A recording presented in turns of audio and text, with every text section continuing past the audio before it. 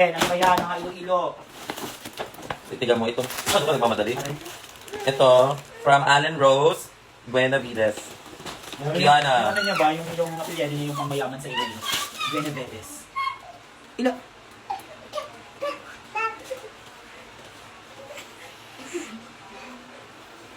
Maganda siya. Oo, in fairness. Maganda yung... Gagawa ka ng blush on. Gawa ka ng blush on, tsaka lipstick. Paano ko lang kasi minsan blush on? Blush on tsaka lipstick. Hindi masyado kasing ano eh. Kaya dagdagan natin ng konti. Kaunti lang naman. Si Kaka. Napaka nito, sige, one masahin this. To our Kiana, I really don't know what to give na unique since halos lahat nabigay na sa'yo ng fans. So I customize my face para always mo maalala tong mukhaan to. O diba, pag nakita mo tong una na mukha ko, malala na agad mo ang show mo sa Iloilo. Oo nga.